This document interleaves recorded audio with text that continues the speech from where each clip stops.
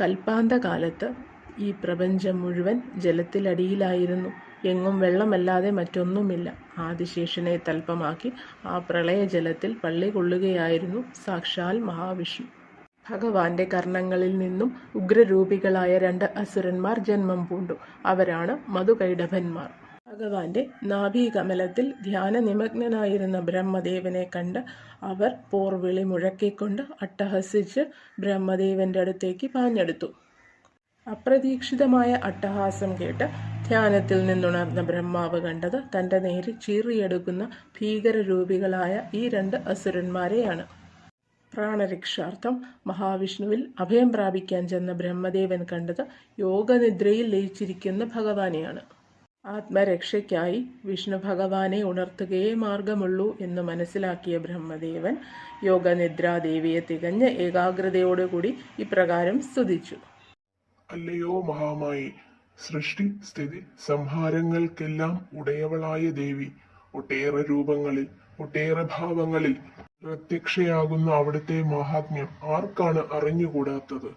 ഓംകാരരൂപിണിയും ജഗത് മാതാവുമായ അല്ലയോ മഹാമായി, ദുഷ്ടനിഗ്രഹവും ശിഷ്ടരക്ഷയും ചെയ്ത് ദുർജനങ്ങളെ ഭയപ്പെടുത്തുന്നതും അവിടുന്ന് തന്നെയല്ലേ? ചിലപ്പോൾ ഖഡ്ഗ ശൂല ഗദാചക്രങ്ങളേന്തി ഉഗ്രരൂപത്തിലും മറ്റു ചിലപ്പോൾ വരദ അഭയഹസ്തയായും അതുമല്ലാത്തപ്പോൾ സൗമ്യരൂപത്തിലും അവിടുന്ന് കാണപ്പെടുന്നു. ഹേ ത്രിഗുണാത്മികയായ മഹേശ്വരി, അവിടുത്തെ ശക്തി ഉൾക്കൊണ്ട് പ്രപഞ്ച സംരക്ഷണം ചെയ്യുന്ന സാക്ഷാൽ മഹാവിഷ്ണുവിനെ കൂടി ഭവതി നിദ്രാവശനാക്കി കളഞ്ഞുവല്ലോ.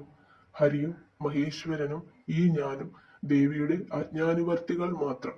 അവിടുത്തെ മഹാത്മ്യം അറിയാവുന്ന എന്നോട് കനിഞ്ഞാലും അഹങ്കാരികളായ മധുകൈടഭാസുരന്മാരെ തളയ്ക്കാൻ അവിടുന്ന് തന്നെ ശ്രീഹരിയെ ഉണർത്തിയാലും അതിനു വേണ്ട പ്രചോദനം നൽകിയാലും.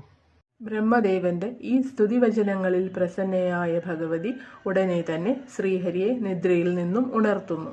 യോഗനിദ്രയിൽ നിന്നും ഉണർന്ന വിഷ്ണു ഭഗവാൻ കണ്ടത് ഭയപ്പെട്ട് നിൽക്കുന്ന ബ്രഹ്മാവിനെയും ആർത്തട്ടഹസിക്കുന്ന ഈ 2 അസുരന്മാരെയുമാണ്. ബ്രഹ്മദേവന് നേരെ പാഞ്ഞെടുക്കുന്ന ഭീകരരൂപികളായ ആ അസുരന്മാരെ വിഷ്ണു ഭഗവാൻ തടഞ്ഞു നിർത്തുന്നു. അപ്പോൾ അവർ ബ്രഹ്മാവിനെ വിട്ട് വിഷ്ണു ഭഗവാനോട് എതിരിടാൻ തയ്യാറായി.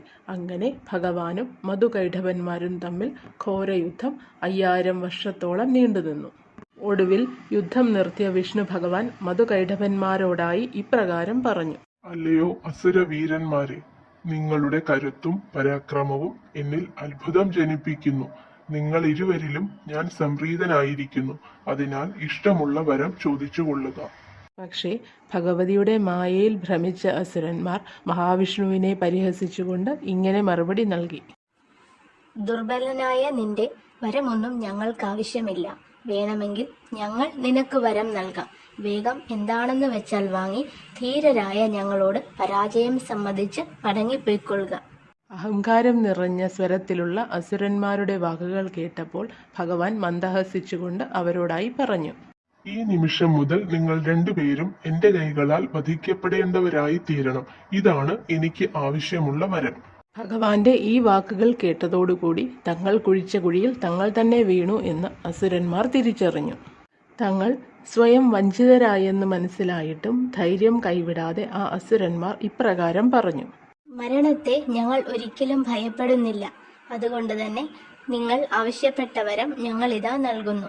പക്ഷേ ഒരു കാര്യം, ഒട്ടും ജലമില്ലാത്ത സ്ഥലത്ത് വെച്ചായിരിക്കണം ഞങ്ങളെ നിങ്ങൾ വധിക്കേണ്ടത്. എല്ലായിടവും പ്രളയജലം നിറഞ്ഞു നിൽക്കുന്നതിനാൽ തങ്ങൾക്കൊരിക്കലും മരണമുണ്ടാകില്ലെന്ന് ആ അസുരന്മാർ കരുതി. എന്നാൽ വിഷ്ണു ഭഗവാനാകട്ടെ ഒരു നിമിഷം പോലും സമയം കൊടുക്കാതെ വിശ്വരൂപം ധരിച്ച് ആ 2 അസുരന്മാരെയും തൻ്റെ തുടമേൽ കിടത്തി സുദർശന ചക്രത്താൽ ശിരച്ഛേദം നടത്തി. അവരുടെ മേധസ് കൊണ്ടാണ് ഭൂമിയെ സൃഷ്ടിച്ചത്. അതുകൊണ്ടാണ് ഭൂമിദേവിക്ക് മേദിനി എന്ന പേര് വന്നത്. മധുകൈടഭവധം നടത്തിയ സാക്ഷാൽ ശ്രീഹരിയെ ബ്രഹ്മദേവൻ ഉൾപ്പെടെയുള്ള ദേവഗണങ്ങൾ സ്തുതിച്ചു വണങ്ങി.